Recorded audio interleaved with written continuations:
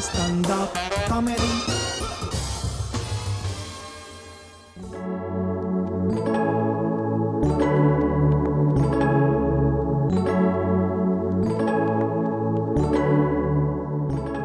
Hola Chiqui Babies, sean bienvenidos, bienvenidas y bienvenidas a un episodio más del Daddy Podcast. La historia del stand-up comedy en Costa Rica continúa y para esta ocasión también traigo invitados muy especiales, ¿verdad? Esto le digo a todos en realidad, pero ustedes guarden el secreto ahí.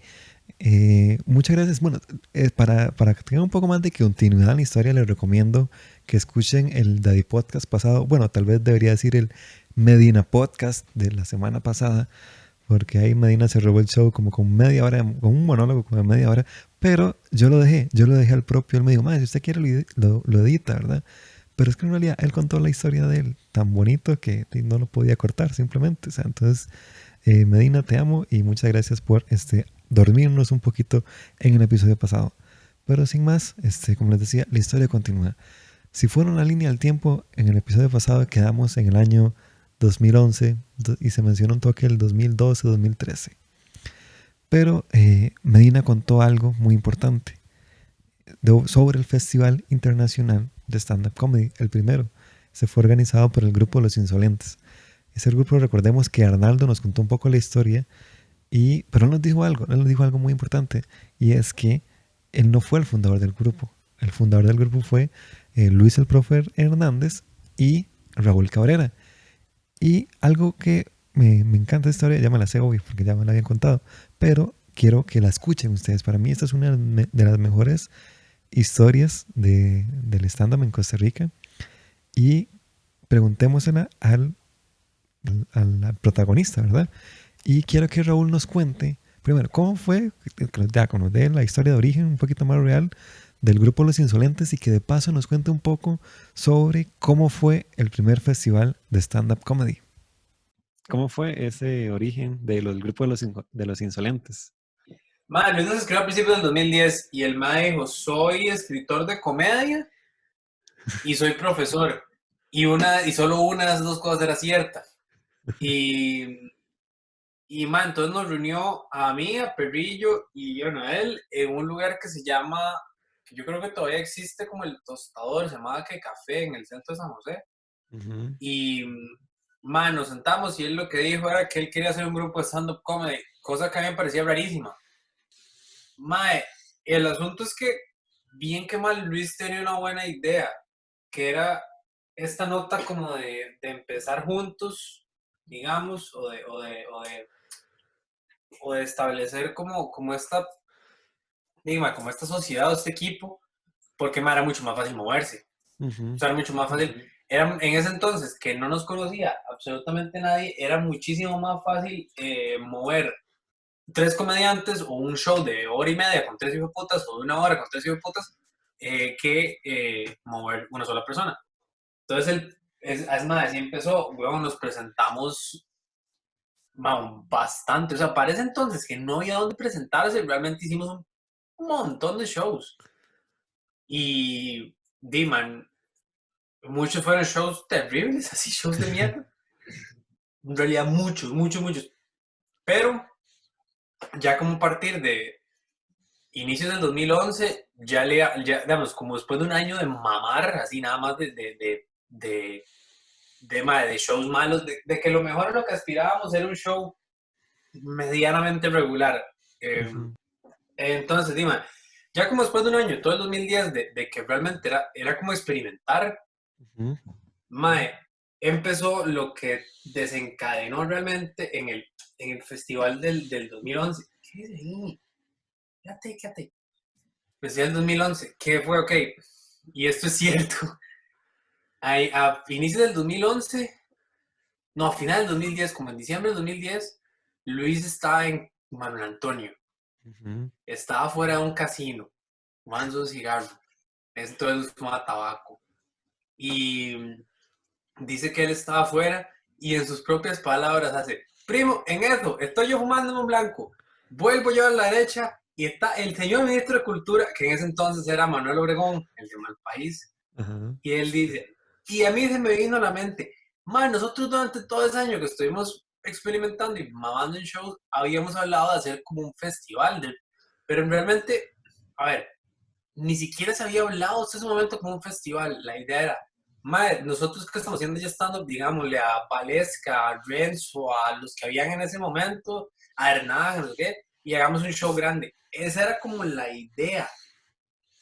No teníamos como el concepto de que eso se le llamaba festival realmente hasta que fue realmente Luis, que no sé qué se estaba fumando además de ese blanco, digamos, mae, Ujú. porque fue y se lo tiró a Manuel Obregón, le dijo, vea, don ministro, es que vea, usted conoce a mi mamá es pintora, y entonces, vea, ustedes se conocen, son amigos, yo tengo una idea, yo soy comediante, está, mae, Luis le vendió esa mierda, mae, le sacó el número, se le sacó el número al ministro, al punto de que Luis regresó al Chepe con la tarjeta del ministro y el número del celular atrás a mano, y era, llámenlo, porque yo no tengo chance, porque en ese entonces daba clases en qué, pues, y daba clases y venía solo los fines de semana. Ajá. Entonces era como, ay Luis, bueno, y esto, que esto ya es enero del 2011. En enero del 2011, ya, yo contacto al ministro por vara, y mae, nos dieron una cita, y yo, ay picha, y mae, nadie podía ir, solo Perrillo y yo. Entonces, quiero que se imagine a Perrillo cuando fumaba mota, Ajá. y cuando no era tata, y cuando era súper, súper, súper chancla, porque tenía como, esto es 2011, pero yo tenía hace 9 años, pero yo tenía 30, pero yo tenía 21, me Ajá. explico, o sea, era pero yo joven e impetuoso, vestido así como harapiento y yo con el pelo más o menos así, gordo y con traje, porque yo pensé que había que ir de traje a esa reunión. Ajá. Entonces era yo de traje, Perrillo como vestido como que hacía malabares en un semáforo, exactamente. Y ambos llegamos con un foldercito, unas hojas que decían Primer Festival Nacional de Monólogos de Comedia, porque no fue sino hasta como la semana antes del festival que se nos ocurrió decir el Festival de Stand-Up Comedy. Toda la puta propaganda dice Primer Festival de Monólogos de Comedia, y es Ajá. como, ay madre, no pudieron ni hacer esa picha bien. Entonces ya la verdad es que vamos a reunir con el ministro y nosotros salimos de esa reunión y yo le dije a Rubén, mae, no hay chance ni en 1 millón de años de que nos den esa vara. Eso Ajá. no va a pasar, o sea, eso no puede pasar. El Ministerio de Cultura sería extremadamente irresponsable si nos da el espacio. Más de una semana después nos llegó una carta de que nos habían dado el espacio y yo, ok, 26 y 27 de junio de 2011 y me pongo yo a revisar la fecha. Nosotros habíamos pedido 29 y 30 de abril porque eran viernes y sábado. Entonces era como perfecto que era fin de semana. Más nos dieron 26 y 27 de junio que eran lunes y martes. Entonces nosotros, ok.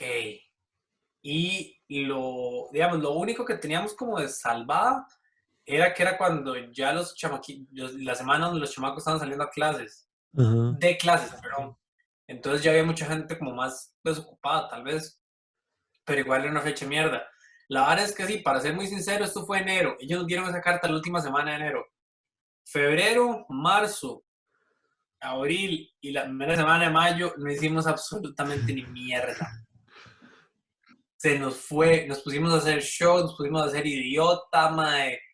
Cuando de repente el Ministerio de Cultura un día, voy yo como 3 llamadas perdidas y yo, aló, sí, te habla no sé quién del Ministerio de Cultura. Y yo, sí, ¿cómo le va? Es que era para saber cómo va con los preparativos del Festival de Monólogos de Comedia, que es en un mes. Y yo, uy, huevón, mae. Y en eso ya me dicen todo lo que hay que hacer y eran meses de trámite. O sea, Ajá. eran como 2 o 3 meses de trámites que en ese entonces había que pagar un entero en el Bancrédito, había que dar un plan de seguridad, había que dar un plan de medios, había que dar como un protocolo de cómo iba a hacer todo el show. Ujú. Y yo decía, ma, ok, ok, cool, cool, y me pongo yo a hacer eso.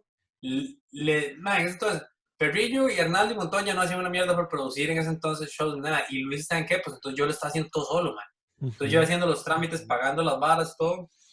El SENAC tenía un auditorio chiva, tiene un anfiteatro, pero tenía un anfiteatro donde tenía 500 sillas y butacas y toda la vara.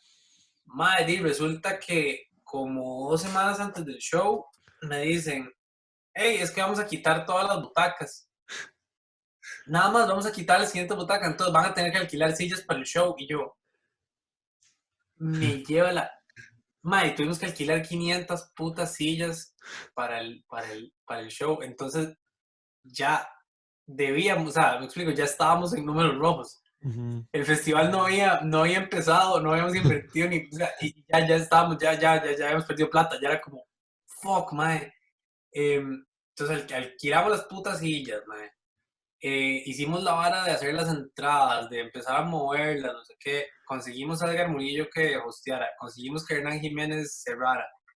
Iba Renzo, iba Pérez, iba Chavalazo, iba Marian Vincenti, bueno, iba Hernán, mae, toda la vara. Mae, y ya como 10, 12 días antes, tal vez como el 12, 11, 12 de junio, Mae, Garmuillo convoca una reunión en el antiguo retrovisor, ahí en San Pedro, y dice como, Maes, no sea nadie reservado entradas, esta hora se ve muerta, mejor cancelemos. Y yo como, Mae, yo no puedo cancelar, porque ¿dónde voy a pagar yo 500 hijueputas sillas que ya alquilé? Ajá. Y mira, no podemos alquilar porque no vamos a cancelar porque el Ministerio de Cultura me va a cagar y dime, o sea, es muy lindo decir cancelemos, pero todo el speech me va a caer a mí. Ni Ajá. siquiera los insolentes me va a caer a mí, porque yo lo estoy haciendo casi yo solo.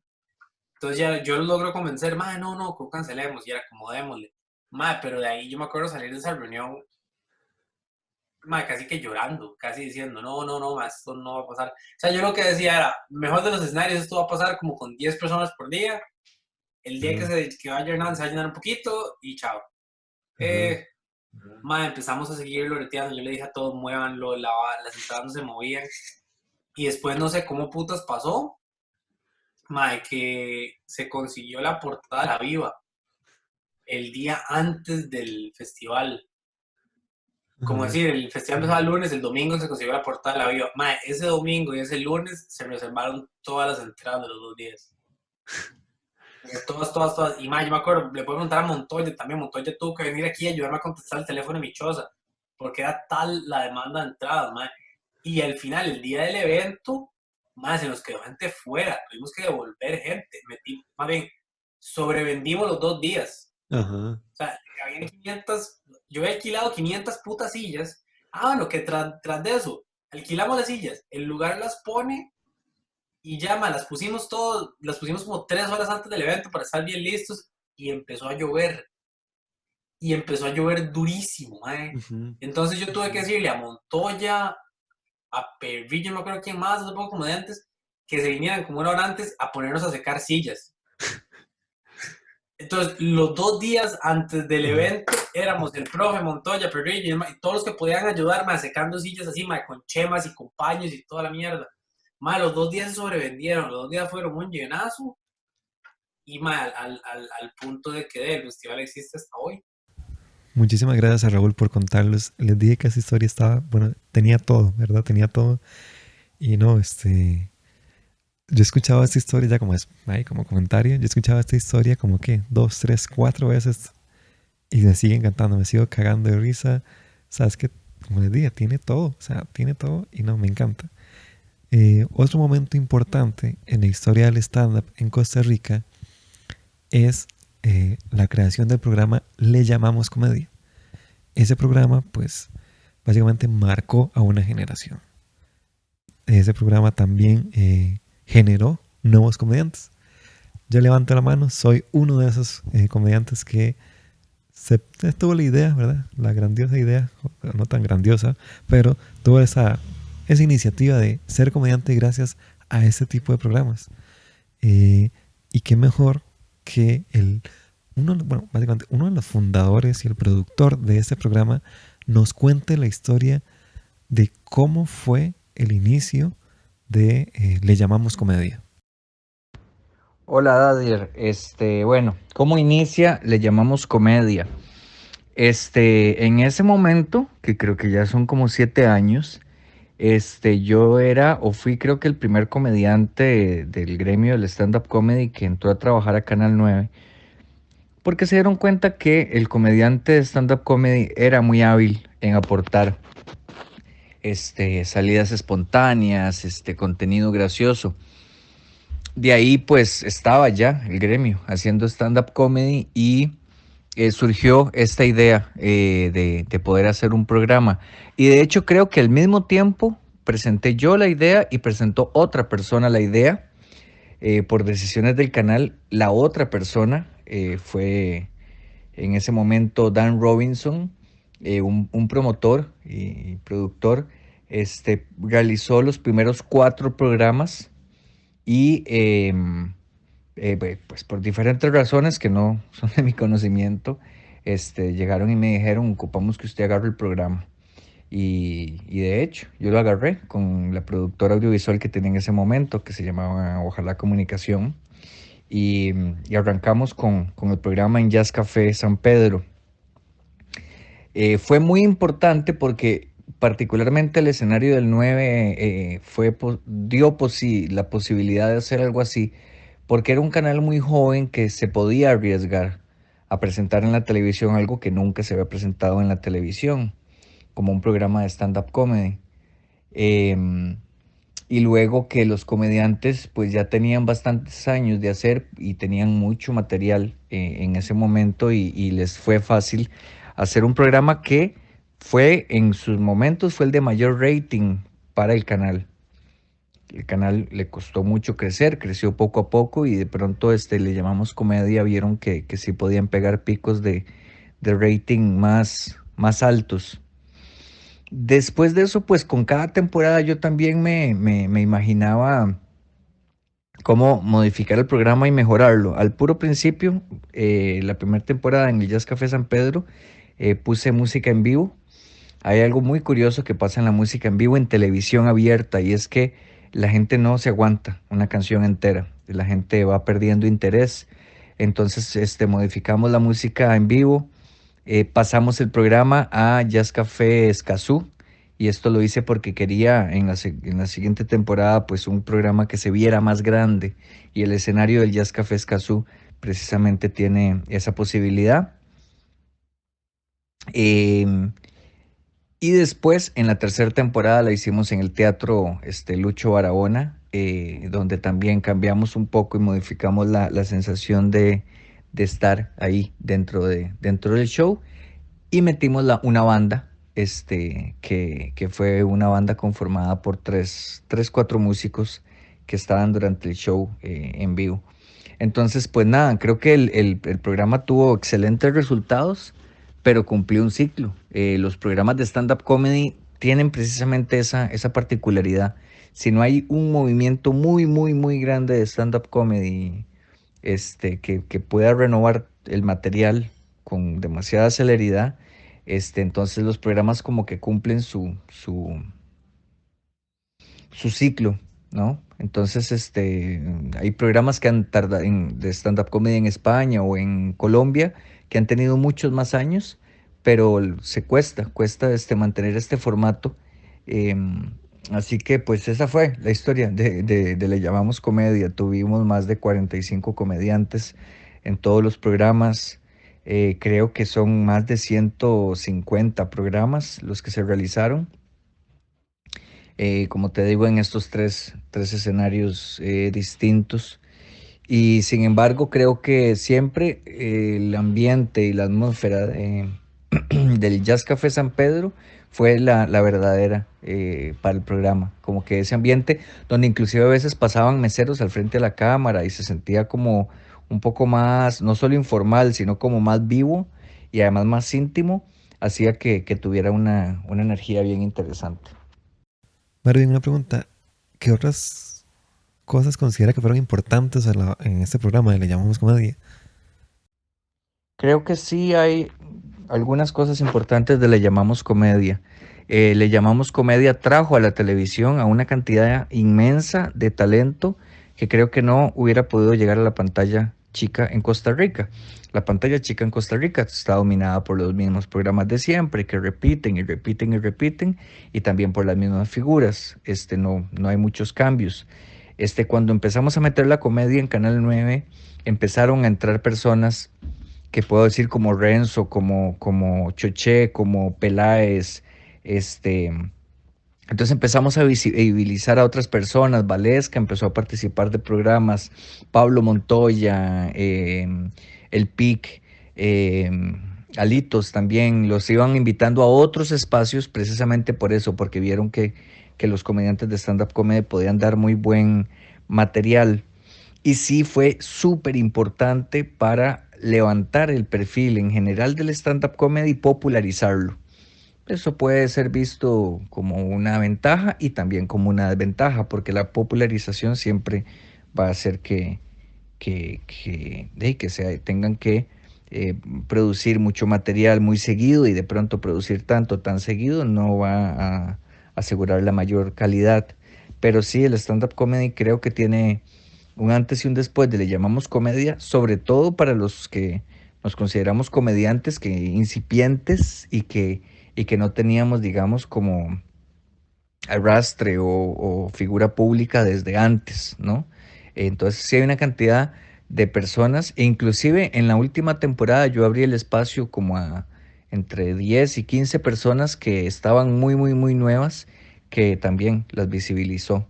Entonces creo que inclusive para las nuevas generaciones que todavía vieron el programa, saber que ese impulso lo hemos logrado en distintas etapas es un aliciente de saber que se puede llegar a más.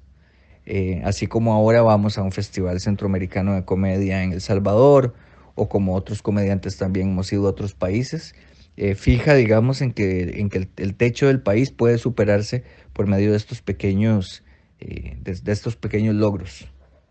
Otro momento importante en esto de, pues, de la historia del stand-up es cuando ya se empezó a que nos tomaran un poco más en serio. Nos tomaron, no, eso suena mal porque yo ni siquiera existía como comediante, pero cuando los empezaron, a los comediantes que estaban en ese momento, cuando los empezaron a tomar un poco más en serio y los empezaron a contratar para shows empresariales, ¿verdad? Porque no es lo mismo, claro. No es lo mismo presentarse en un bar a presentarse en una empresa. Tienen ciertos lineamientos y todo esto, ¿verdad?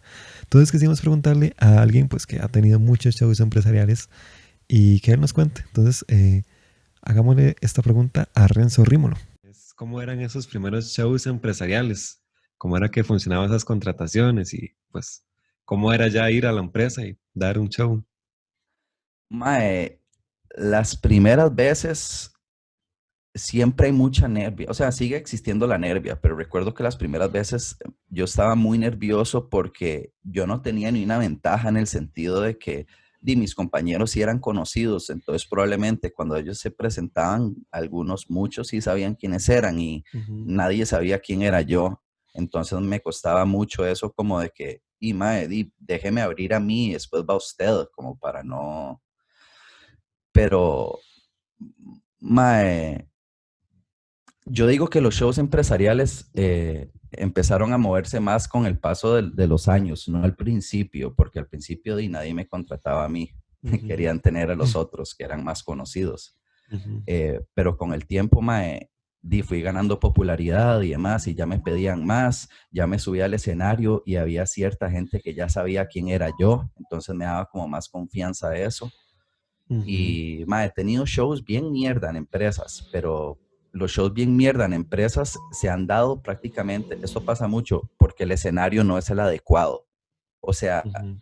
cuando llega diciembre, mae, y es este montón de fiestas de empresas, mae, uno pone lo que uno quiere, que estén sentados, que no estén tomados, que bla, bla, bla, bla, bla, bla. Mae, yo llegué a ciertas empresas que no respetaban eso, y uno ya ahí, ¿qué va a hacer, weón? Ya está Ujú. ahí. Y, mae, me tocó una vez, esto fue un show, mae, me fui hasta Punta Leona, una vara gigante, mae, y llego yo, mae, y todo el mundo hasta el culo, Dadier, o sea, el escenario ni siquiera había una luz que me diera bien en la cara, y fue una mierda, mae, fue una mierda.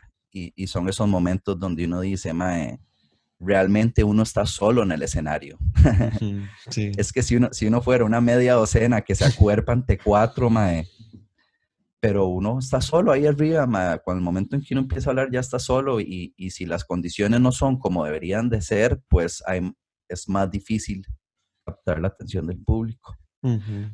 Pero en general no me quejo, me ha ido bien por dicha, de todo se aprende, entonces ya hoy en día si me contrato una empresa, sí trato de cuidar muchas cosas, uno se vuelve más mañoso, al principio uno no es tan mañoso Ujú.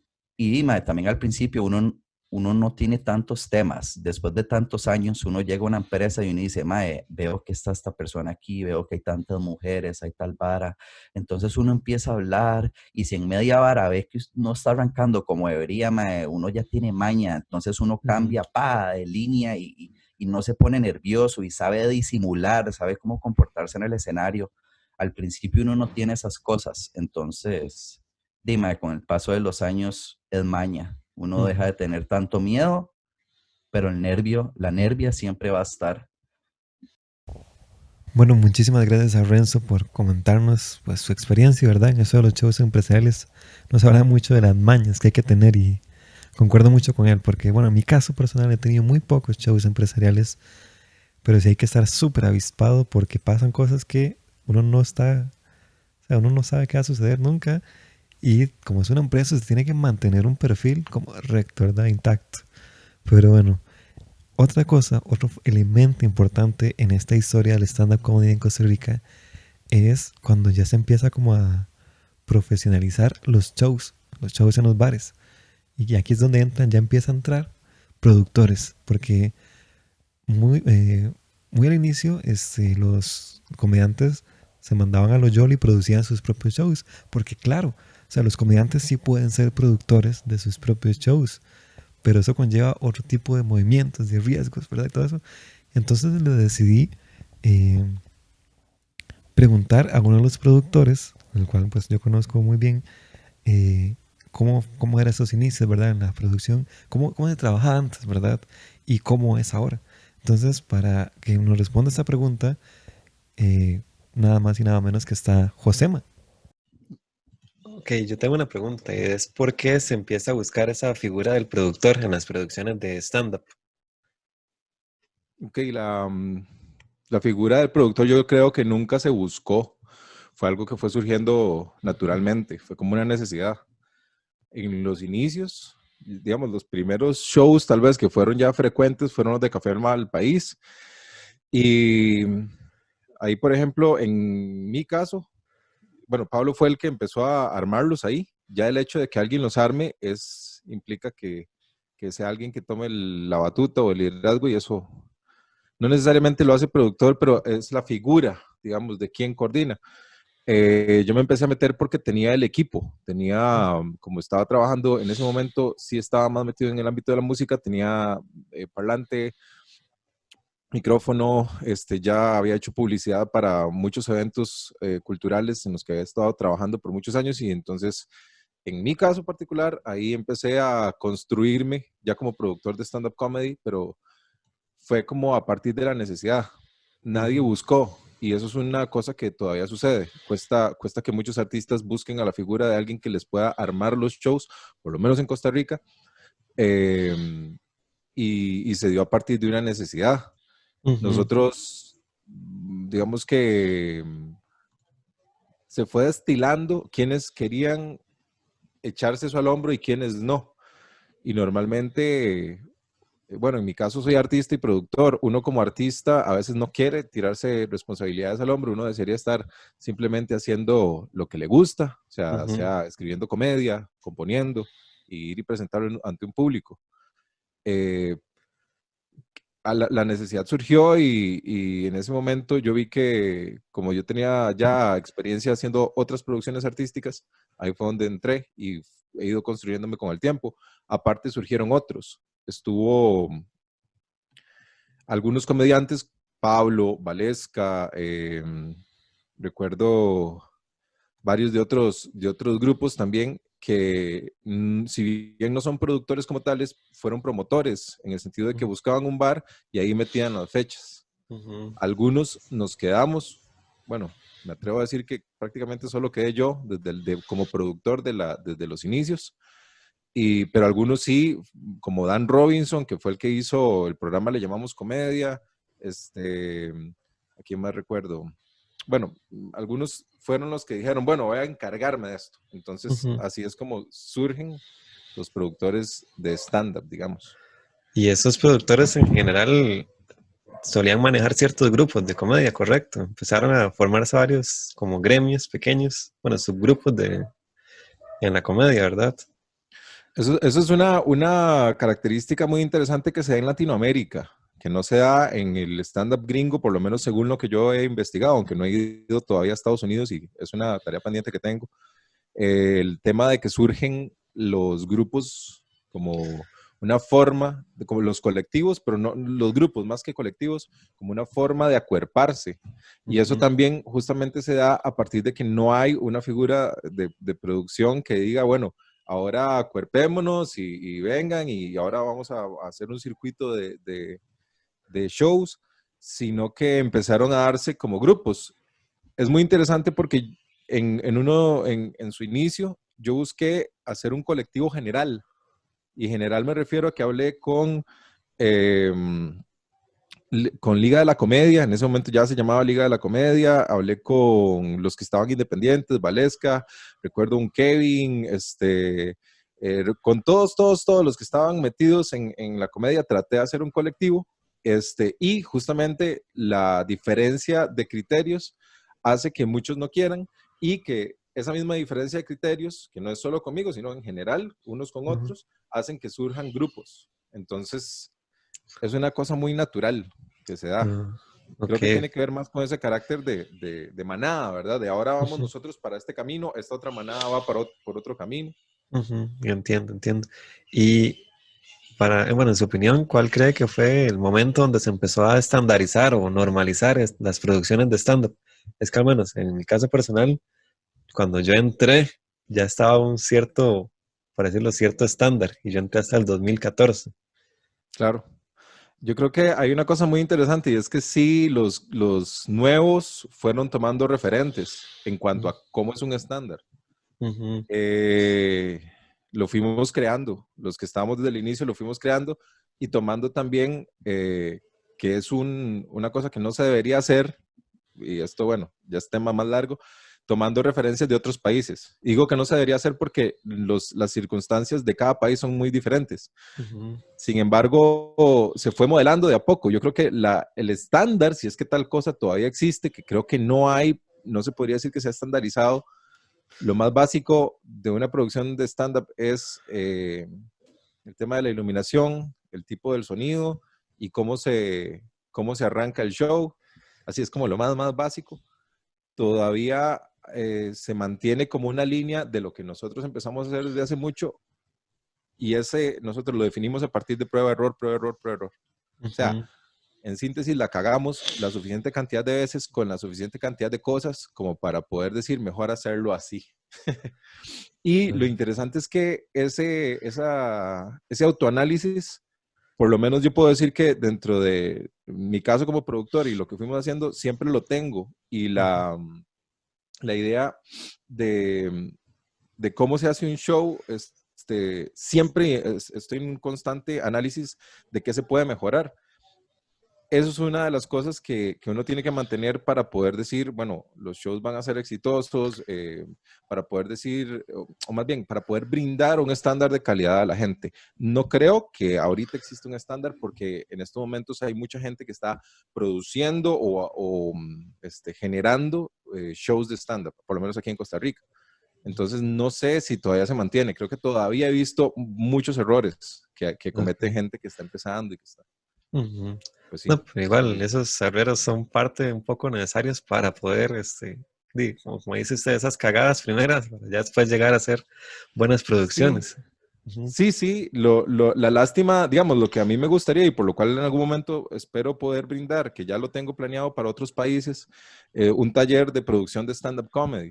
ujú, Digo, ¿por qué la lástima? Porque de la experiencia ajena se puede aprender mucho y también de estar claro. viendo. Ujú, Y esto, el hecho de que, por ejemplo, una gente, no importa, yo nunca lo he visto como competencia como tal, incluso cuando Stand Up Comedy Costa Rica éramos un grupo cerrado, la gente que hace bien el trabajo ayuda a la escena en general, porque en la parte de comedia, cuando el comediante está constantemente escribiendo, está velando por su delivery, está velando por sus redes sociales y todo un global que implica ser comediante, no solamente subirse a un escenario y hacer reír, eh, y ser artista, cuando va avanzando y hace también avanzar una producción, eso hace que la gente quiera seguir consumiendo más stand-up comedy, y por eso a mí la gente que hace bien un trabajo no lo veo como competencia, es como buenísimo. Entonces, eso sí, es una lástima que no se pueda aprovechar los errores de los que ya comimos un montón de caca. Ujú. y ya pues empezamos a definir qué cosas era mejor hacer y qué cosas no. Sin embargo, como vos decís, hay mucha gente, y esto siempre va a suceder, y en cualquier ámbito artístico, no todo el mundo aprende, o sea, hay gente que decide aprender por experiencia propia y Ujú. va a ver esos, o sea, Y, va a pasar por esos errores. ujú. Y bueno, Parte no, de la vida. igual Ujú. siente que ya, al menos a nivel de producción, ya se ha llegado a, pues, por ejemplo, siento que la producción más grande de stand-up, se podría decir casi que de Latinoamérica un poco, es el Festival Internacional. ¿Cómo fue que se llegó a ese nivel de producción de poder traer comediantes de tan alto calibre a Ujú. este país, verdad? Como si quiera nos cuenta un poco cómo fue ese proceso. Bueno, la síntesis, el festival, al igual que Stand Up Comedy Costa Rica, fue una comunidad que empezó Pablo Pérez, que es mi Ujú, hermano. Él empezó, a fin de cuentas, decidió que no quería tener nada que ver con lo organizativo, me lo pasa a mí y yo lo transformo completamente. Y le empiezo a dar un norte que básicamente no lo tenía. ujú, Igual pasa con el festival se hizo una sola vez, era muy diferente a lo que empezó a hacer a partir del segundo año. ujú, No tenía logo, no tenía un montón de características que debería tener un evento. eh, y fue una cosa que salió casi, pues, con muy buenas intenciones, pero con demasiados tropezones, salió el primero. A ajá, partir del primero, que lo organizó el extinto grupo Los Insolentes, yo me reuní con Raúl Cabrera, que era el que prácticamente se había echado todo al hombro, aunque era un gran aporte de Luis el Pro Fernández para el primer festival. Y ahí yo ujú, le pregunté que si, o sea, que lo volviéramos a hacer porque ellos se había muerto el grupo y lo iban a dejar morir. Y yo ya veía una oportunidad muy grande con el festival. A fin de ujú, cuentas, no lo quisieron continuar y yo les dije, bueno, entonces les parece que yo que lo tome. Me dijeron, haga con él lo que guste y ahora es suyo. Y a partir de ahí ya le empecé a dar otra cara, otra forma, y digamos que eso fue como la primera pieza del dominó con el ujú, cual se tiró. En ese momento teníamos contacto con un comediante español, que todavía lo tenemos, Luismi García, Luismi Cómico, se hacía llamar en ese momento, y lo invité para el segundo festival, igual que a Carmen Lynch, que es ajá, una comediante de New York. Ambos con un perfil medio, digamos, eh, hace que el festival ya se le meta elementos internacionales, cosa que nunca había pasado.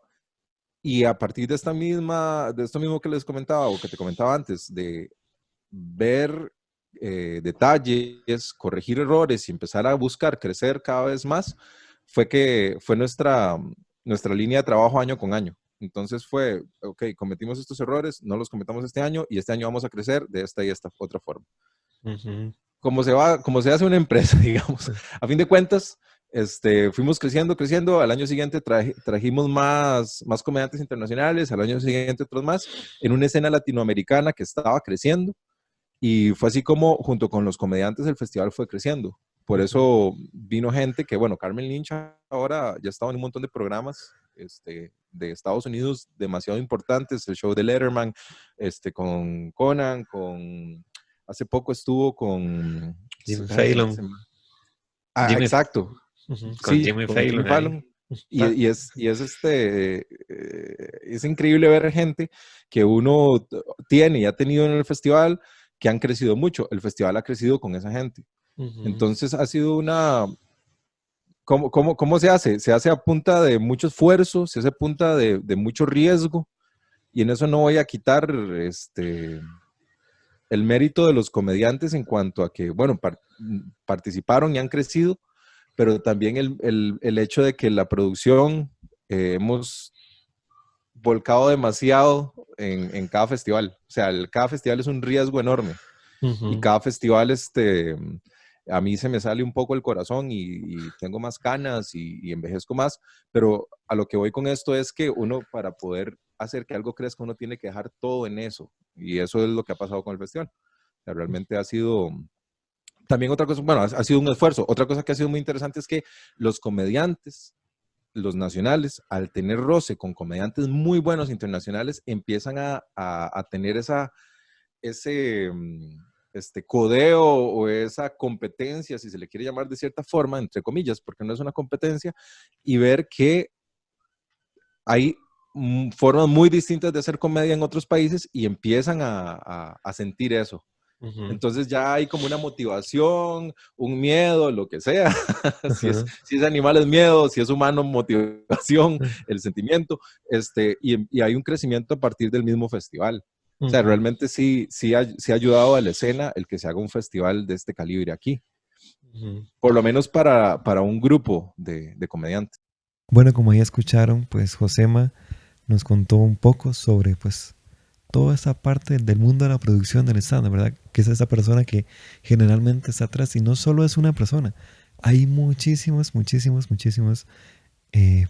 pues elementos, como quiera llamarle, personas mejor si no le digamos así, que están detrás de eso, porque está el productor, que es como el que organiza el show, la diseñadora o el diseñador gráfico que hace los afiches, el jefe de piso, ¿verdad? Que organiza como que a veces no hay, a veces es como el mismo productor, el host, ¿verdad?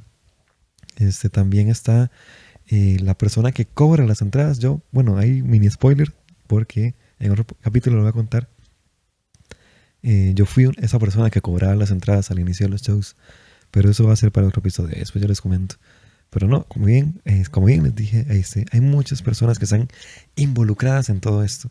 Y quería que ustedes, bueno, que esas personas también son parte de la historia. Sin más, bueno, quiero dejar este episodio un poco por aquí, ¿verdad? No quiero que se me haga muy largo. Al final la historia del stand-up comedy no va a quedar en 2 partes, como había dicho en el episodio pasado, va a quedar en 3.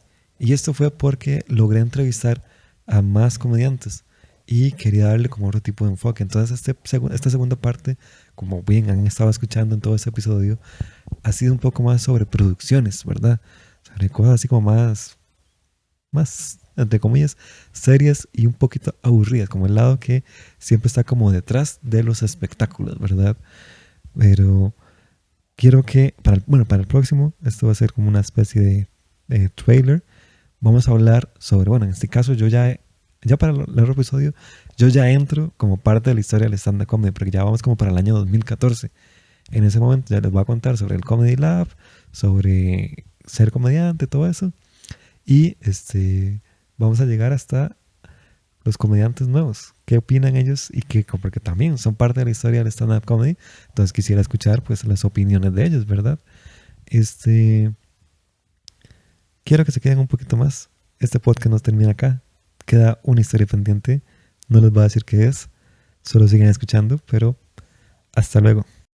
Yo tuve una anécdota con Hernán, que si quieres la pones en el podcast, si no, no, y todos los que estamos en el Insolente te la pueden confirmar. Cuando nosotros organizamos, bueno, nosotros en la manada, cuando Raúl, con poca ayuda del resto de los Insolentes, organizó el primer festival de stand-up comedy, en el 2011, si no me equivoco. El asunto es que estábamos, lo organizó, Raúl lo organizó, y no me acuerdo cómo o quién. Voy a decir que fue Luis. Conseguimos que Hernán se presentara en el primer festival de stand-up en el 2011. Y el sí, el es súper, realmente Hernán se portó muy tranquilo. Sí, yo me presento. Un día estábamos almorzando, ya cuando ya estaba así todo seteado, ya es este fin de semana, que viene, es el festival, Uh-huh. ya estábamos almorzando en la casa de Raúl.